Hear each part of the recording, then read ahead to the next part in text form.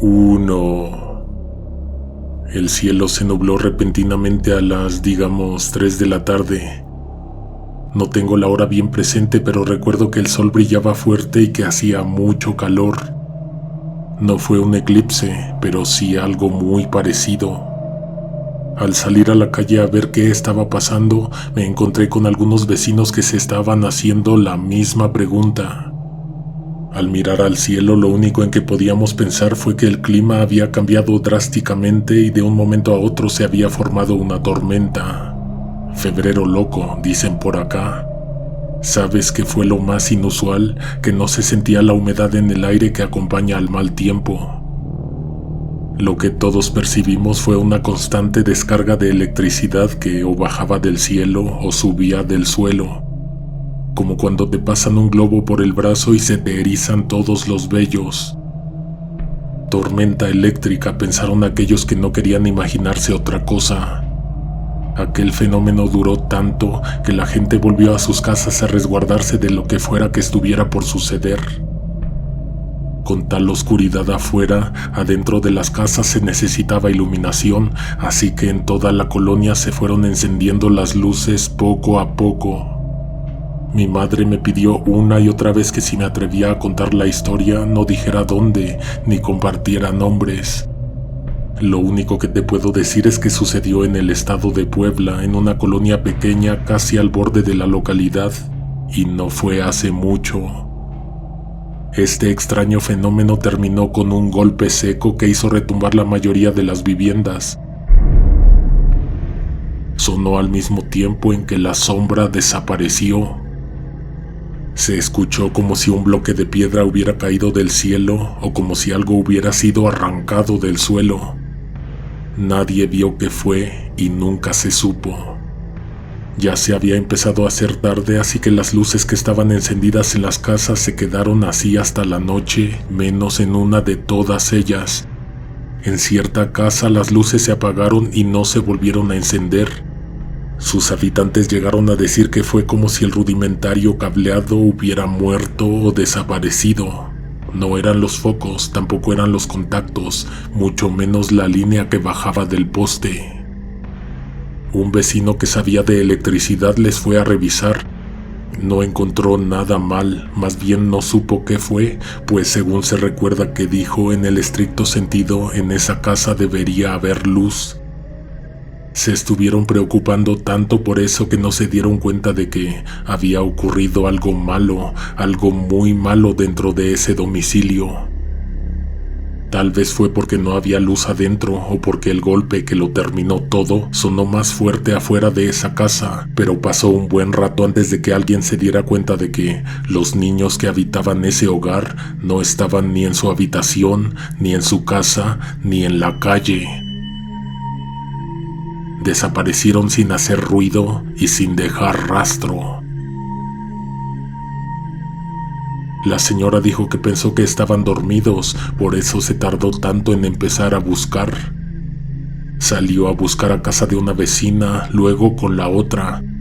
A las 9 de la noche un grupo de personas se puso a barrer con detalle las avenidas, debajo de los carros, en los parques, a recorrer todas y cada una de las calles.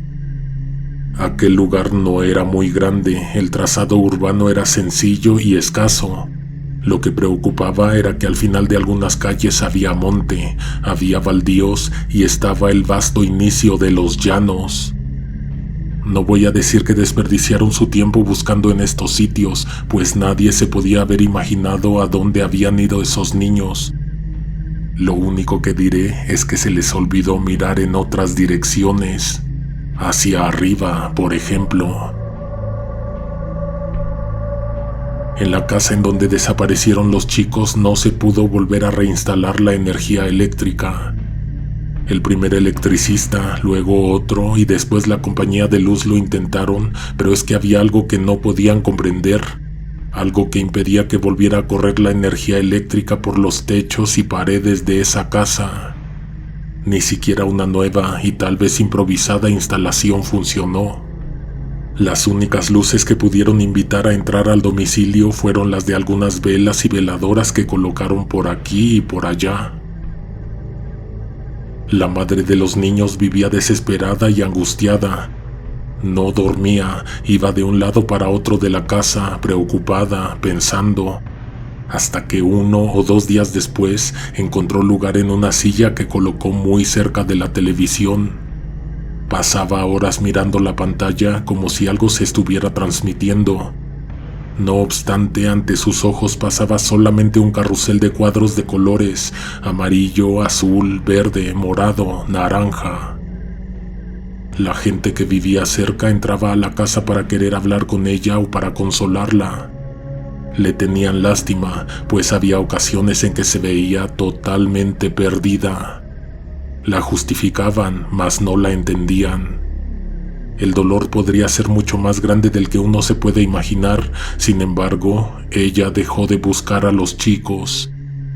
De un día para otro fue como si nunca hubieran existido.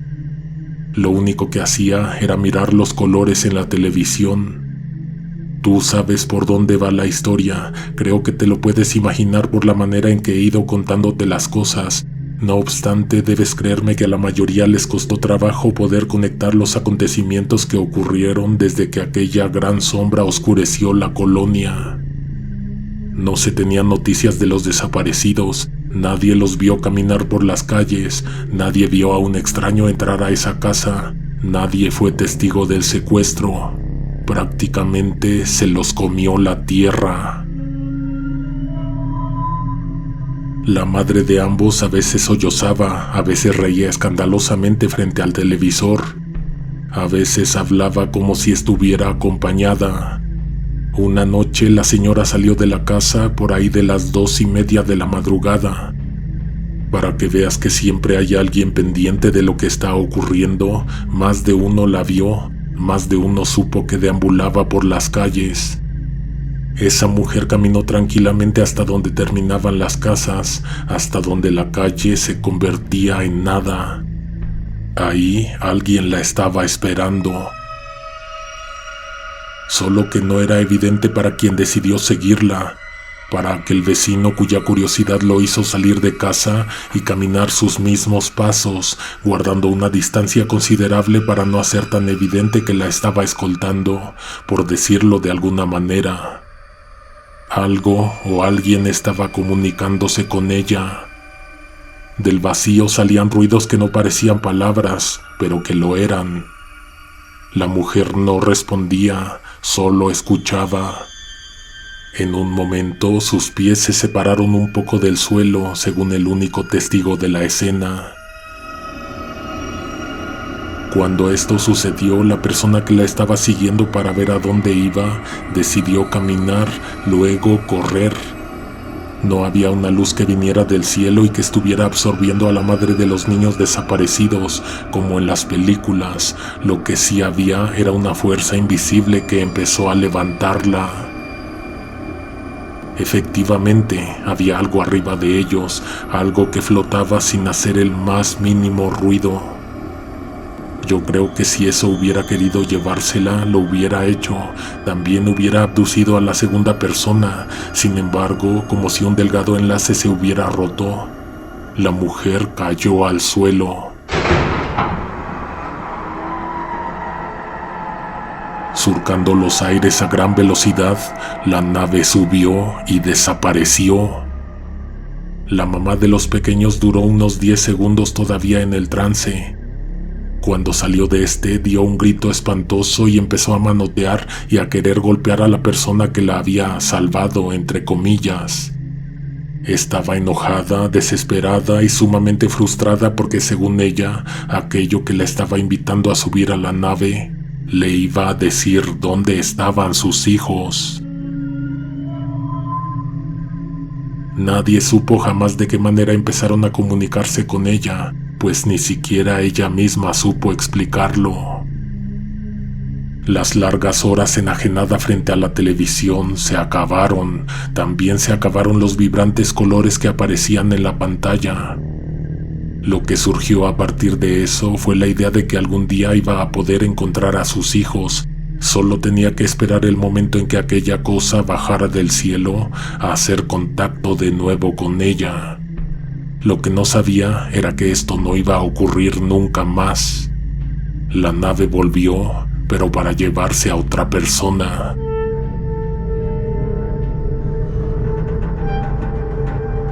La segunda vez que se apareció sobre la colonia, ya nadie pensó que se trataba de nubes o de tormenta. Nuevamente se hizo oscuridad. La voz se había corrido por todas las calles y todas las casas.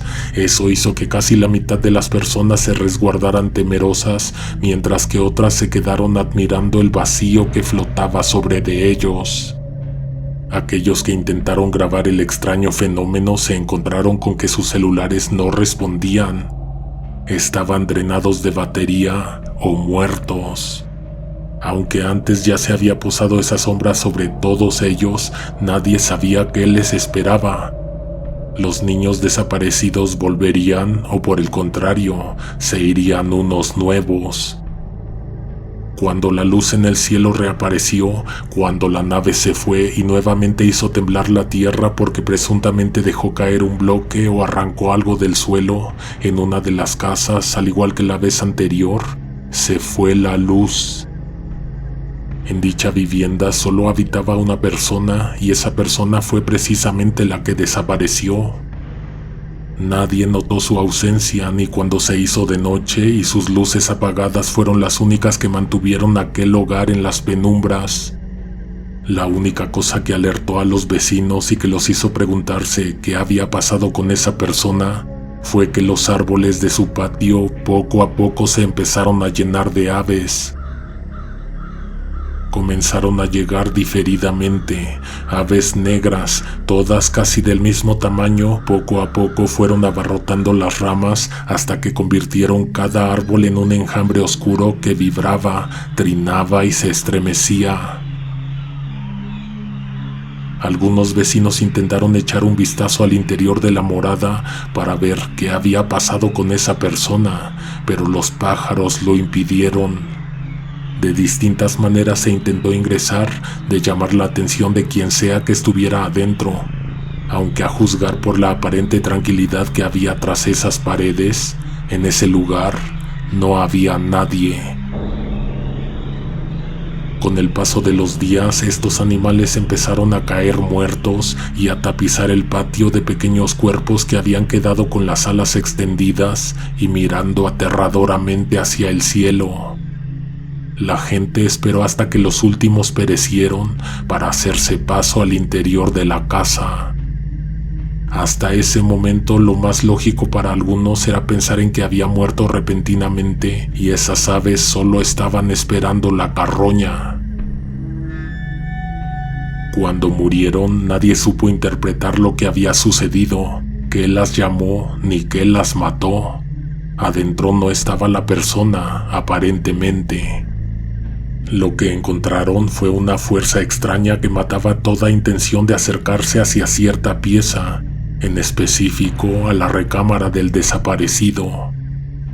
Ahora ya todos sabemos lo que pasó, pero en ese momento nadie tenía idea de cómo interpretar los hechos. Déjame contarte que cada que alguien se acercaba a la puerta de la recámara, algo le impedía continuar. Era como un súbito arrepentimiento, como si de pronto se te quitaran las ganas de hacerlo sin saber por qué. Simplemente nadie lograba llegar hasta el punto en que pudiera, siquiera, tocar el pomo de dicha puerta. Incluso esa misma fuerza les hacía pensar que no había nada que buscar ahí. Por fortuna, una persona lo logró. Nadie sabe cómo lo hizo o por qué esa energía no le afectó. Abrió la puerta de la recámara y encontró la pieza decorada con opacas hojas de plástico. El sujeto estaba al centro, en el suelo, desnudo, conectado a una diminuta máquina que al parecer lo estaba manteniendo con vida, pues ya llevaba más de una semana en ese estado. Ya buscaron a los niños en su propia recámara. A alguien se le ocurrió preguntar. En bola se fueron corriendo a casa de los primeros desaparecidos. La situación fue exactamente la misma. Cuando quisieron acercarse a la recámara de ellos, algo les hizo dar la vuelta y desistir. Aunque estaba muy presente esa sensación, alguien tuvo que juntar fuerzas y abrir la puerta. Adentro encontraron lo mismo, las paredes forradas con plásticos claros, también el suelo. Los dos niños estaban envueltos en plásticos, como en un capullo, y la misma máquina los estaba alimentando. ¿Sabes por qué nunca se ha querido que esta historia se cuente? Porque aunque no lo parece hasta este momento, fue una gran tragedia. Al desconectar a los niños y a la persona cuya casa se llenó de aves, murieron instantáneamente. La nave jamás volvió, nunca hubo explicación para lo sucedido. Nadie supo qué les estaban haciendo o si algún día algo proveniente del cielo terminaría el experimento, los desconectaría y los entregaría de nuevo con sus familias. Si has estado en ese lugar, aunque sea de paso, seguramente has visto a la entrada de la localidad un mural medio mal logrado de un enorme platillo flotando sobre el diminuto poblado.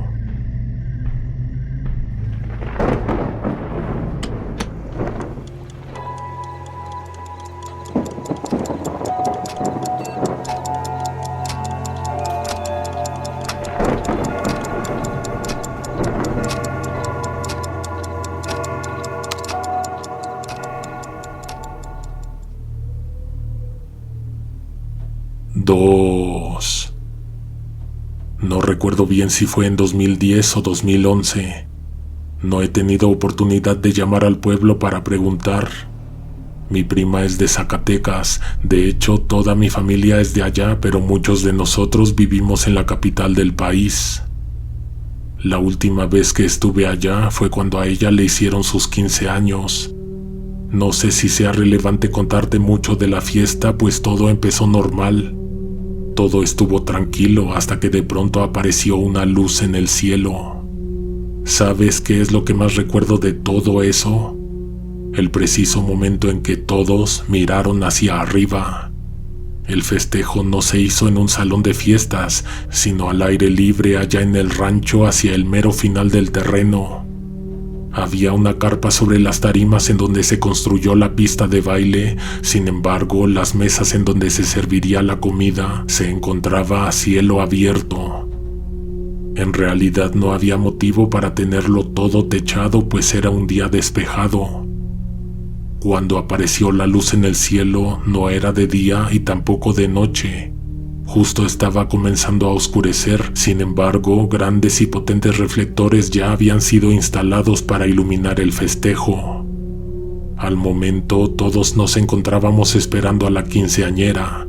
La misa había sido muy temprano, pero el vals se aplazó tanto que la gente ya estaba desesperada, no solo por ver a la niña bailar, sino porque sirvieran la cena. Esa luz empezó a hacerse muy intensa y acercarse a nosotros. Te juro que todos mirábamos hacia arriba esperando que fuera la sorprendente entrada de la quinceañera.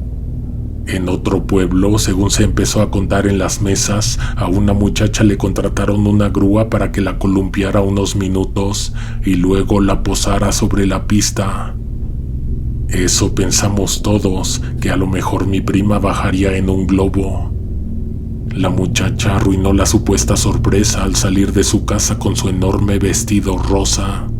Ella, al igual que los chambelanes, la familia y los asistentes, fijaron su vista en el cielo. Más allá del final del terreno estaban las milpas. Precisamente ahí fue donde sobrevolaba aquella luz, aquel objeto desconocido. En esos años casi nadie tenía un teléfono celular capaz de tomar video. Las únicas evidencias las capturó uno de mis sobrinos, sin embargo lo único que aparece en la imagen es un punto de luz que fácilmente se confunde con la luna. El caso es que en un momento esa luz se separó, se dividió en 6 y estas 6 crearon una formación. Algunos familiares ya estaban apuntando a que se trataba de una nave, de un platillo volador, de un ovni, ya que según se cuenta, no es nada raro verlos allá en el rancho. Las luces pequeñas comenzaron a orbitar alrededor de la más grande. Lo hicieron por alrededor de 5 minutos, tiempo en que la música se detuvo y toda la atención se encontró volcada por encima de las milpas. El platillo bajó la velocidad poco a poco y luego comenzó a descender. Nunca en mi vida había visto algo así. Todo eso siempre me ha dado mucho miedo.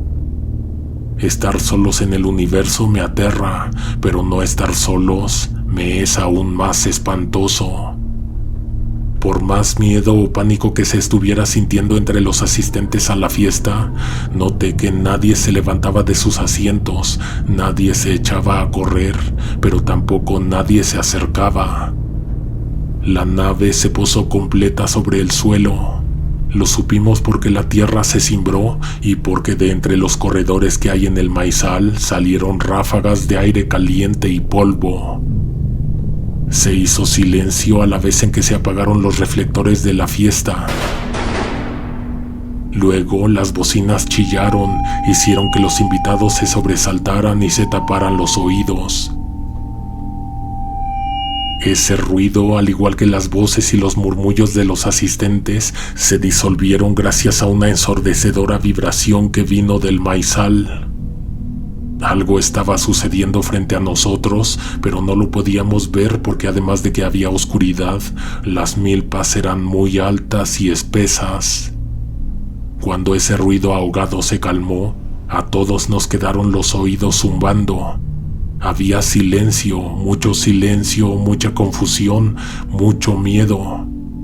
De pronto, como si algo o alguien hubiera descendido de la nave, se escucharon ruidos de movimiento entre la vegetación. Ese algo se separó del centro del maizal y comenzó a caminar hacia nosotros. Lo único que se podía percibir de nuestra parte en el improvisado salón de fiestas al aire libre eran los trabajos que realizaban a marchas forzadas los técnicos que estaban tratando de averiguar por qué se había ido la luz y cómo volverla a conectar.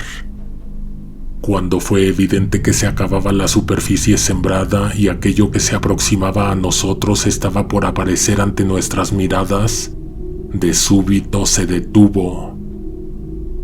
Un par de horribles manos, dedos alargados, grises, con garras, distintas a las de cualquier animal o humano, colocaron afuera del maizal un objeto. Era una especie de estatua, una silueta femenina hecha de metal pulido. No sé qué pienses tú, pero a mí me pareció que era como la carnada que se coloca en el anzuelo. Ahora sí, más de uno se levantó de su lugar para ir a ver aquello que brillaba tanto con la luz de la luna. Nunca olvidaré los gritos que dieron mis tías para advertir a esos que se aproximaron al objeto para verlo de cerca. Quienes pudieron tocarlo dijeron que no estaba caliente, pero que aún así les quemó las manos. Quienes solamente sufrieron esas heridas tuvieron suerte. Otras 2 personas, invitados de mis tías, vecinos de otros pueblos, fueron jalados al interior de la milpa.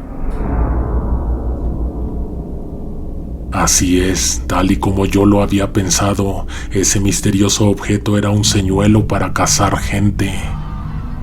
Hubo gritos de desesperación, de pánico, de angustia. La imagen del momento en que los arrastraron hacia el maizal es muy borrosa, sobre todo porque había mucha oscuridad al momento. Unos querían ir a ayudar, pero otros les impidieron que se acercaran al sitio, que garantizaba que no fueran a ser ellos los siguientes en ser engullidos. La máquina se encendió momentos adelante. El maizal se iluminó y de pronto las luces subieron. Entre horribles gritos, chillidos, empujones y tropezones, la mayoría de la gente se levantó corriendo de sus lugares e intentó resguardarse bajo la carpa. La nave no se elevó más de 20 metros sobre el suelo. Girando y flotando, se acercó a nosotros. El flash de la cámara del fotógrafo daba varios destellos por segundo. Las corrientes de aire que provocaba el monumental platillo arrancaron la carpa y la mandaron volando por los aires. Justo en el momento en que la nave se posó sobre nosotros, se silenció, dejó de lanzar vientos fuertes.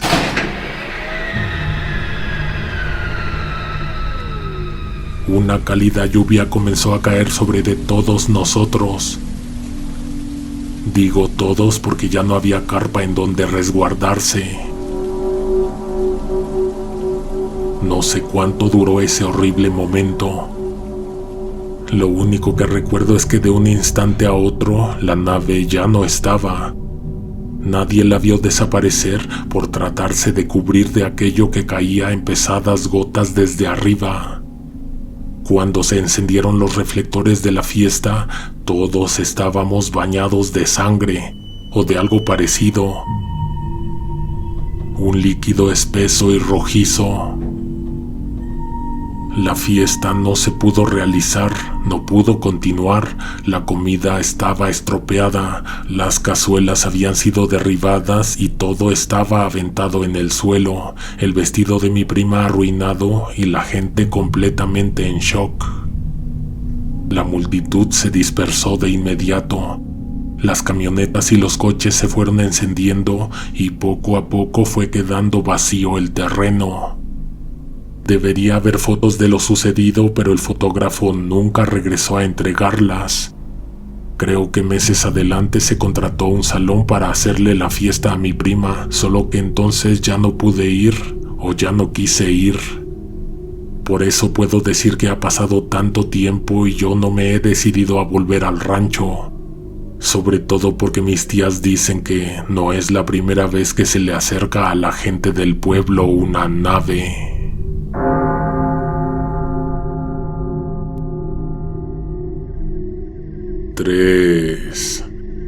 Mi experiencia es corta, pero eso no la vuelve menos aterradora. Antes de comenzar tengo que decirte que jamás había visto ni de lejos una sospechosa luz en el cielo que yo no pudiera identificar como un avión o un helicóptero. Para mí, el fenómeno ovni era un asunto inventado para entretener a las masas. No sé si existe una fuerza del destino que te reta a enfrentarte a esas cosas en las que no crees, porque aquella noche no solo lo vi, sino que lo viví. Iba para Tultepec. En esos años trabajaba para una empresa que administraba, entre otras cosas, una granja. No siempre estaba tras el volante de la camioneta, pero esa noche sí. Me tocó llevar unas vacas desde un corral que había en Texcoco.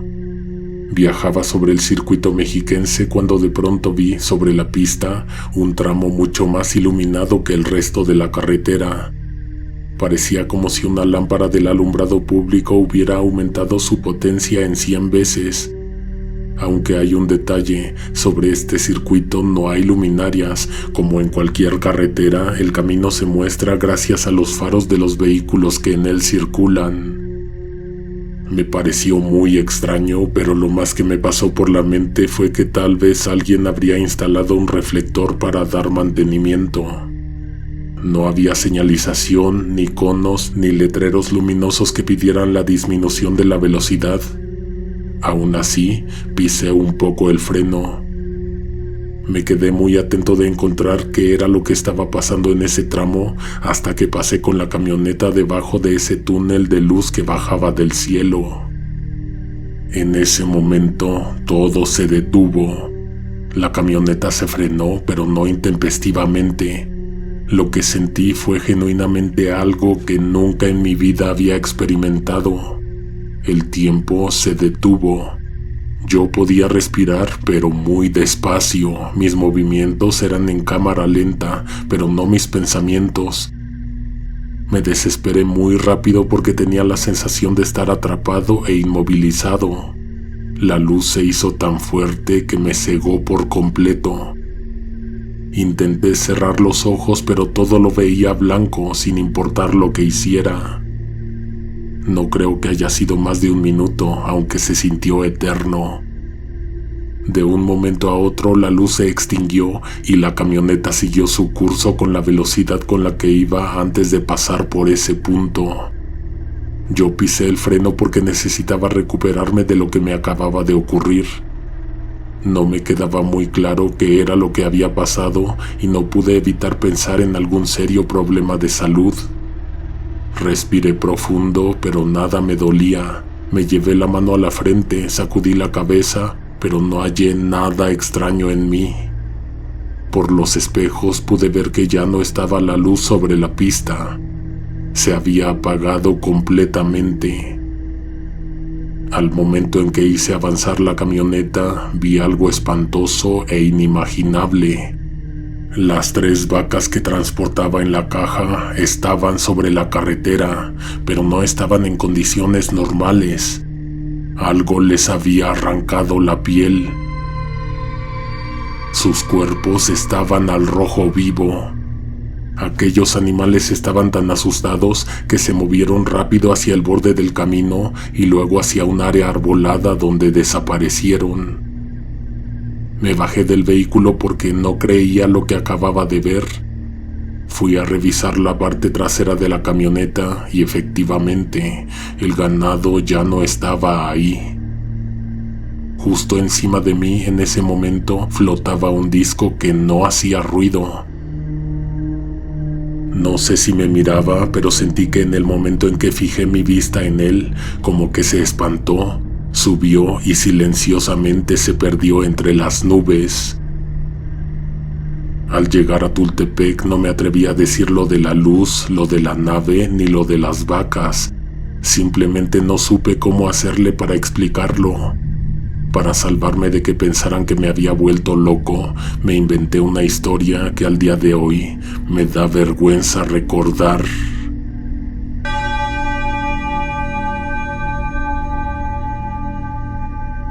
Mandamos un saludo a todos aquellos que sugirieron el tema de las abducciones, el contacto y el avistamiento de naves. Haznos saber en los comentarios si te gustaría que le diéramos seguimiento a estas historias. También cuéntanos qué otros temas te gustaría escuchar en próximas recopilaciones. Suscríbete para que no te las pierdas, activa las notificaciones para ser de los primeros en escuchar. Hasta la próxima. Alguien te observa en la oscuridad.